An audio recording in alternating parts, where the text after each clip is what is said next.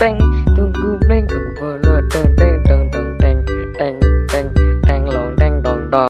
Film ini dibuka dengan legenda 10 cincin, sebuah senjata misterius yang dapat memberikan kekuatan pada si penggunanya. Selama berabad-abad, cincin ini dimiliki seorang pria yang bernama Wenhu, yang menyebutkan ia menemukan cincin itu di sebuah makam kuno.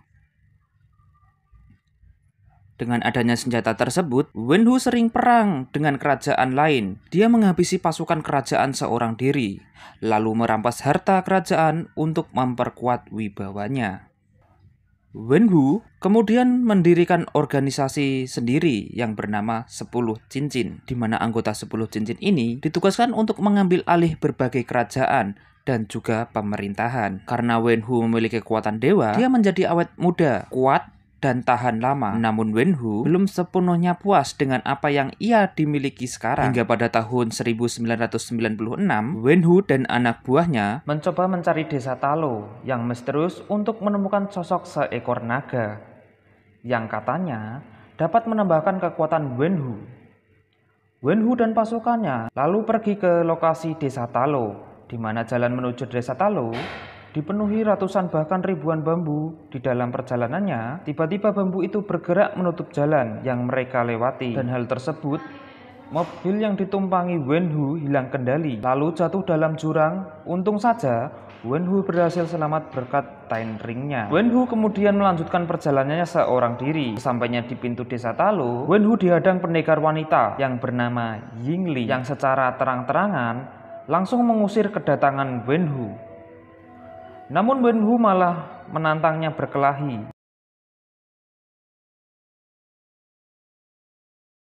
Gerakan kungfu yang dimiliki Yingli membuat Wenhu terkesan, dan langsung Wenhu mulai jatuh cinta kepada Yingli.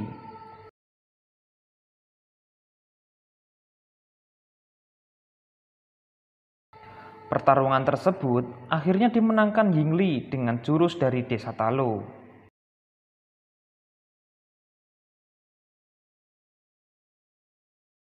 Dan dikaruniai anak laki-laki yang bernama Shang-Chi. Wenhu dan Yingli juga telah berjanji untuk meninggalkan masa lalunya demi menjaga keluarga yang secara normal. Kemudian kita diperlihatkan Shang-Chi yang bocil. Ia diberikan hadiah dari ibunya yang sebuah kalung liontin atau batu giok. Yingli mengatakan kepada Shang-Chi, "Kalau kamu tersesat, kalung ini akan menunjukkan jalan pulang." Di masa sekarang, Shang-Chi kini sudah dewasa. Dia tinggal di San Francisco yang mempunyai nama panggilan lain yaitu Sound. Dan pada saat itu, Shang-Chi menerima kartu pos misterius yang berupa alamat yang tertera di kartu tersebut. Kemudian Shang-Chi menjalani harinya dengan bekerja sebagai valet bersama sahabat dekatnya yaitu Katie yang suka test drive mobil tamunya. Malam harinya, Shang-Chi dan Katie nongkrong di sebuah warkop bersama dua temannya yaitu John dan Shaun. Shang-Chi dan Katie menyatakan kalau mereka berdua puas dengan kehidupannya sebagai valet. Hal itu malah disindir oleh Shaun yang menyatakan kalau keduanya menyia-nyiakan potensi yang ada di dalam dirinya. Setelah saat nongkrong, Shang-Chi dan Katie pergi ke karaoke untuk menghibur diri mereka sendiri dengan main TikTok dan minum minuman bersoda. Pagi harinya, Shang-Chi dan Katie berangkat kerja seperti biasanya dengan menaiki bus umum. Di dalam perjalanan, seorang preman mendatanginya dan menuntut agar Shang-Chi memberikan liontin kepadanya. Namun tentu saja Shang-Chi menolak. Hal tersebut membuat preman yang lain menangkap Shang-Chi. Saat Katie ditampar oleh salah satu preman, Shang-Chi lalu menunjukkan identitasnya sebagai seorang ahli kungfu. Ia menghajar semua preman di dalam bus. Setelah itu, Shang-Chi dihadapkan dengan ketua preman tersebut yang bernama Razor Fist yang memiliki tangan buntung, namun dalam terdapat pisau besar. Razor langsung menyerang Shang-Chi dengan tak sengaja memotong rem bus, dan hal tersebut membuat sopir hilang kendali serta membuat kepalanya terbentur setir. Katie kemudian mengambil alih kemudi bus sementara Shang-Chi melawan Razor.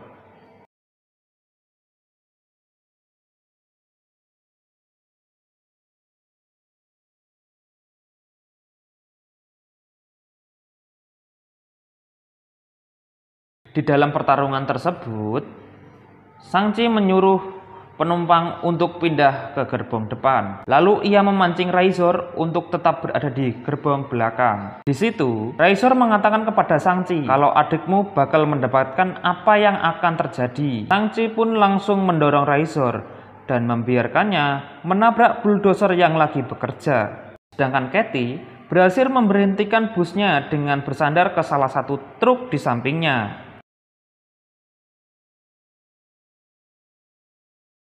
Setelah itu, Shang-Chi baru sadar kalau leontinnya hilang. Leontin tersebut berhasil direbut oleh Razor yang ternyata masih hidup. Shang-Chi dan Katie lalu kembali ke kontrakan. Katie lalu mengajukan pertanyaan, siapa dirimu yang sebenarnya? Karena selama ini yang ia tahu Shaun hanya orang baik dan tak pandai berkelahi. Shang-Chi lalu mengungkapkan bahwa dirinya memiliki adik perempuan yang bernama Xiaoling yang terpisah sejak ia meninggalkan ayahnya ke Amerika. Kemudian Shang-Chi menunjukkan alamat kartu pos yang diyakini dari Xiaoling dan ia berencana akan pergi ke alamat tersebut yang terletak di Makau. Sebagai sahabat, Katie meminta Shang-Chi untuk mengajaknya ke Makau. Di dalam perjalanan menuju Makau menggunakan pesawat, Shang-Chi menceritakan sedikit masa lalunya kepada Katie, di mana waktu Shang-Chi masih kecil, ibunya meninggal dan membuat Wenwu pergi ke masa lalunya, menjadi ahli 10 cincin. Kemudian, Shang-Chi dilatih bela diri oleh anggota 10 cincin termasuk Death Dealer. Setelah Shang-Chi menginjak usia remaja, umur 16 tahun, Shang-Chi baru sadar kalau ayahnya ingin menjadikan mesin pembunuh. Shang-Chi lalu ditugaskan oleh ayahnya untuk membunuh seseorang, tetapi Shang-Chi menolak dan memilih melarikan diri ke Amerika. Di sini masih belum jelas siapa seorang yang harus dibunuh oleh Shang-Chi. Masih bertanya-tanya tentang kematian Yingli. Shang-Chi dan Katie menemukan alamat yang tertera di kartu. Sebuah klub pertarungan bebas. Keduanya disambut baik oleh Jojon yang kenal dengan Shang-Chi lewat video viralnya saat melawan preman di dalam bus. Di dalam klub tersebut, Shang-Chi melihat Wong, rekan Dr. Strange, sedang bertarung dengan Emil Blonsky atau Abomination yang merupakan musuh dari Hulk di film The Incredible Hulk. Di akhir filmnya juga diperlihatkan kalau Abomination diserahkan kepada Jenderal Ross. Pertarungan tersebut dimenangkan oleh Wong dengan membuat 2 portal dan membuat Abomination memukul wajahnya sendiri hingga pingsan. Setelah itu Wong dan Abo terlihat akur kembali, lalu pergi ke suatu tempat melalui portal yang dibuat Wong. Setelah itu, John mendaftarkan Shang-Chi ke pertarungan berikutnya, di mana lawan Shang-Chi ternyata adik kandungnya sendiri, yaitu Xiaoling.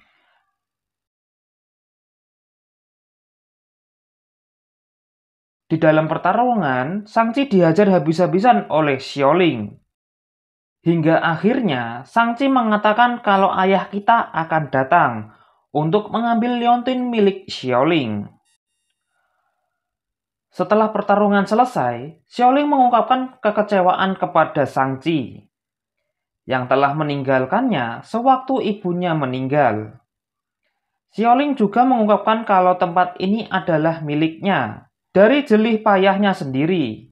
Saat Shang-Chi mengeluarkan kartu posnya, Xiaoling mengatakan kalau dirinya tidak pernah mengirimkan sesuatu kepada Shang-Chi. Di jam yang sama, anggota 10 cincin mulai berdatangan untuk menangkap Xiaoling dan Shang-Chi. Di sini Xiaoling sengaja meninggalkan Shang-Chi agar dia merasakan bagaimana ditinggal pergi. Shang-Chi dan Katie lalu mencoba kabur dengan melewati sisi gedung. Namun keduanya dihadang oleh anggota dan mau nggak mau Shang-Chi harus melawannya. Di dalam pertarungan tersebut, membuat Katie hampir jatuh. Untung saja dia diselamatkan oleh Xiaoling. Kemudian Xiaoling dan Shang-Chi bersatu melawan anggota 10 cincin.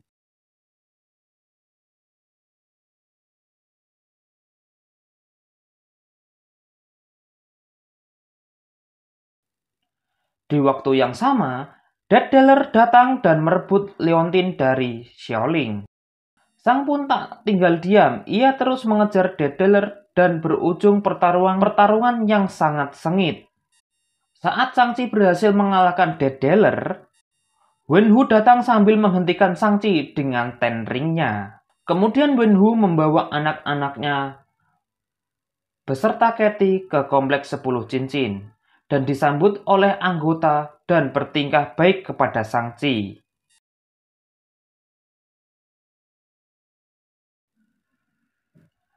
Malamnya saat duduk bersama, Wenhu mengungkapkan yang sebenarnya, bahwa penyerangan tadi adalah rencana untuk menyatukan Shang-Chi dan Xiaoling. Wenhu juga mengungkapkan bahwa dirinya ingin mewariskan semuanya kepada Shang, termasuk senjata Ten Ring-nya. Namun Shang menolak karena ia tak mau berurusan dengan Ten Ring-nya, yang membuat si pemiliknya menjadi keras kepala. Wenhu lalu membawa ketiganya ke ruang penelitian dan menunjukkan beberapa peta tentang desa Talo, tempat asal Yingli. Wenhu mengatakan dirinya mendengar suara Yingli untuk membebaskan dirinya dari tembok besar di pegunungan desa Talo.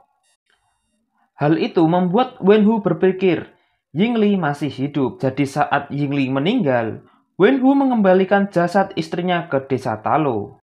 Mendengar omongan Wenhu, Shang-Chi pun tak percaya. Untuk meyakinkan Shang-Chi, Wenhu mengambil Leontin, lalu menempelkan ke patung naga di ruangan tengah.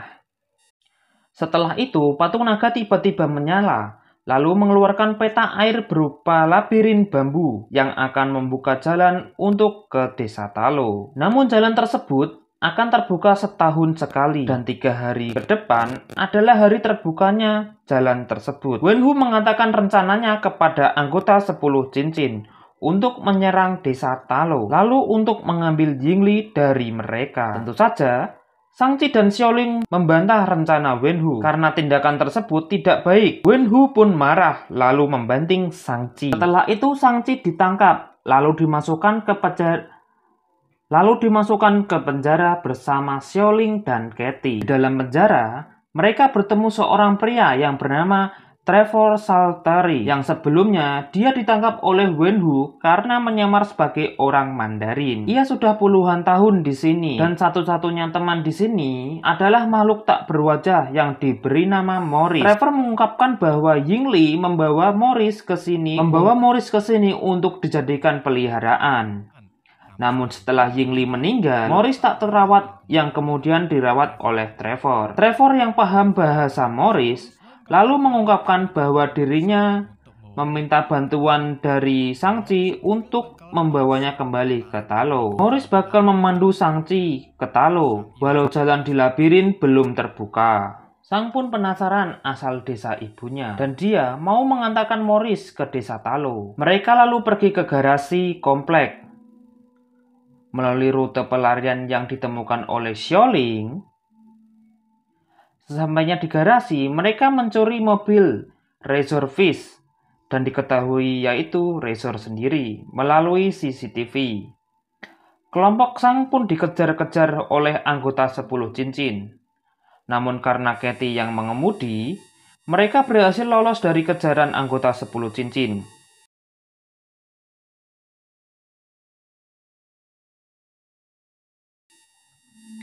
Pagi harinya mereka sampai di labirin bambu. Morris lalu menunjukkan jalan menuju Talo lewat jalur rahasia. Sesampainya di dalam hutan bambu, mereka dikejutkan dengan bambu itu bergerak dengan sendirinya, mengharuskan mereka untuk memacu mobil lebih kencang lagi.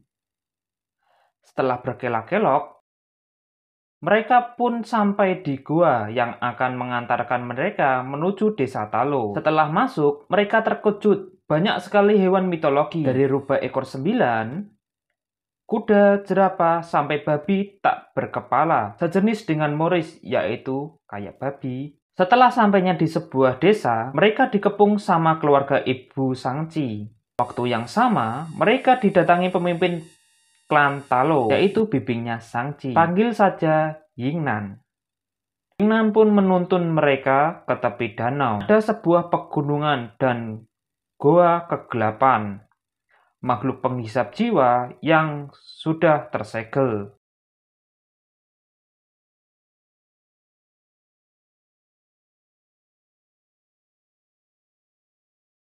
Yingnan lalu mengajak mereka ke prasasti dan menceritakan bahwa ribuan tahun lalu mereka diserang oleh makhluk penghisap jiwa. Penghisap jiwa itu dengan dibantu oleh pelindung agung. Dengan sesosok naga, mereka diberi sisik naga. Mereka diberikan sisik naga itu sendiri.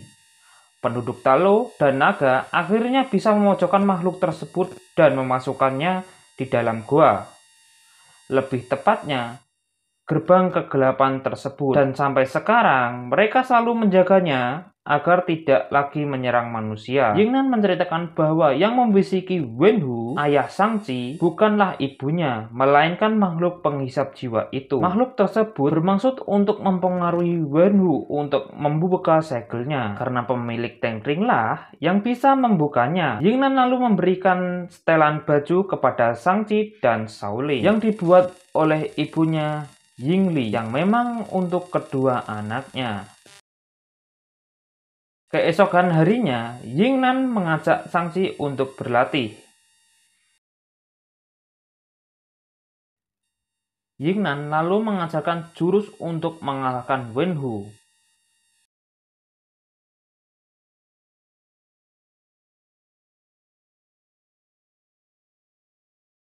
Dan Katie diajarkan memanah oleh ketua Talo agar Katie memiliki kesenian dalam peperangan. Di sisi lain, Wenhu menyuruh Razor untuk mempersiapkan pasukannya untuk pergi ke Talo esok hari. Lalu diperlihatkan flashback Yingli yang sedang melatih kedua anaknya. Disangka mereka didatangi musuh bebuyutan Tenring, yaitu geng besi. Mereka menuntut Wenhu atas apa yang dia telah lakukan sesama Wenhu masih berkuasa. Karena kebetulan sekali Wenhu tidak ada di rumah pada saat itu. Geng besi memilih untuk membunuh Yingli sebagai bentuk balas dendamnya. Yingli yang telah meninggalkan kekuatan di desa Talo tak bisa berbuat banyak dikarenakan tak bisa menggunakan kekuatannya. Yingli pun meninggal diserang geng besi. Beberapa saat kemudian, lama Wenhu datang membawa 3 nasi padang. Wenhu pun menjadi sedih melihat rumahnya berantakan dan istrinya meninggal. Dalam kemarahannya, Wenhu membawa Shang-Chi kecil untuk membasmi rata geng besi dengan tenringnya. Wenhu lalu menginterogasi salah satu anggota untuk memberitahu di mana ketua geng besi berada. Karena tak ada jawaban, Wenhu mengeksekusi kacung kroco tersebut di hadapan Shang. Wenhu lalu melatih Shang bela diri. Wenhu lalu menyuruh Shang untuk membunuh ketua geng, tapi Shang tak melakukannya. Shang memilih untuk kabur ke Amerika.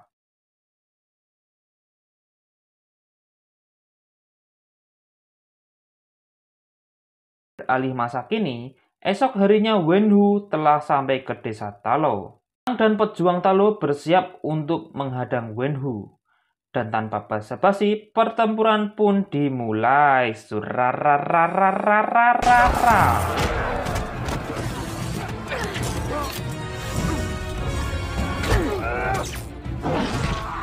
Shang lalu melawan ayahnya dengan tongkat pancing.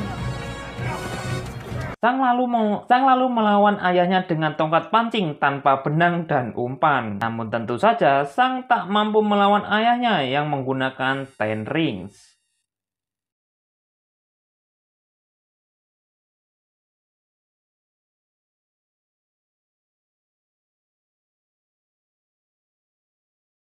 Shang lalu menghina ayahnya selalu menggunakan kekuatannya dengan amarahnya. Wenhu pun marah, lalu ditunjuklah Shang sampai terpental dan tenggelam di danau. Wenhu lalu mendengar suara Yingli dari balik bukit. Wenhu lalu menghampirinya. Sampainya di gerbang portal yang ditutupi oleh sisik naga, Wenhu memukul gerbang tersebut. Saat memukul portal, makhluk penghisap jiwa keluar satu persatu. Lalu mereka menuju desa untuk mengambil jiwa. Razor yang mengetahui ada musuh ketiga, memutuskan untuk bekerja sama untuk melawan makhluk tersebut. Razor pun diberi senjata dari sisik naga. Dengan parang pun dia mulai. Sedangkan Sang yang masih tenggelam di danau disadarkan oleh pelindung agung yaitu naga. Naga tersebut lalu membawa Sang ke permukaan dan membawanya menuju Wenhu.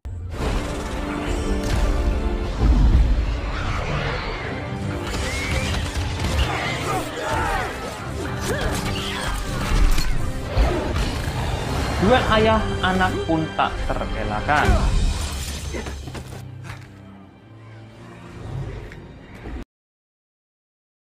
Tanpa disadari, dengan menggunakan jurus yang diajarkan kemarin, Sang berhasil mengendalikan Ten Ring walaupun sebagian.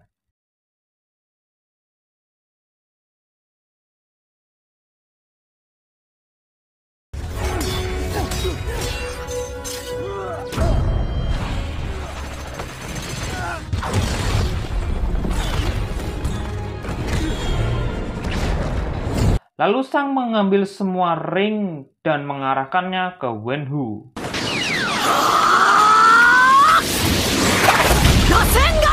Akan tetapi Sang membatalkannya karena Wenhu adalah ayahnya sendiri. Saat itu juga, Alpha Raja dari penghisap jiwa datang dari balik portal. Makhluk itu lalu menangkap Wenhu dan menghisap jiwanya. Sebelum meninggal, Wenhu memberikan Ten Ring kepada Sang tepat sebelum mati. Setelah itu, si Raja Alpha terbang menuju desa. Di waktu yang sama, Xiaoling datang dengan naga untuk menjemput Sang. Mereka lalu menyerang si Raja Alpha tersebut. Tak disangka, kroco-kroco Raja Alpha datang untuk memberikan jiwanya yang telah mereka ambil. Raja Alpha pun semakin kuat. Raja Alpha menyudutkan si naga dan langsung menangkap untuk menghisap jiwanya. Ketty memberanikan diri untuk membantu Sang ketika melesatkan anak panah dan tepat mengenai tenggorokan si Alpha. Disusul Sang menyerang dengan cara memasukkan Ten Ring-nya ke dalam mulut. Sang lalu melakukan jurus bukan jurus, tapi dia malah terbang dan berjoget-joget sambil buat TikTok. Tapi Sang berhasil membunuh Alpha. Tak cuma itu, Kroco dan kacung-kacung pun ikut mati. Seru. Malam harinya, warga Talo melakukan acara untuk mengenang para pejuang yang telah gugur. Lalu kita diperlihatkan Sang dan Ketty di San Francisco. Ketty menceritakan semuanya kepada John dan So, tapi mereka pasti tak percaya cerita konyol tersebut. Tak lama kemudian, Wong datang dengan portalnya dan mengajak Ketty dan Sang untuk ikut dengannya. Film pun selesai. Di bagian kredit, mereka bertemu dengan Hulk dan Captain Marvel. Entah apa yang mereka bicarakan, tapi intinya Sang tak sengaja membuat kesalahan. Captain Marvel dan Hulk pun pamit untuk menyelidiki apa yang telah terjadi.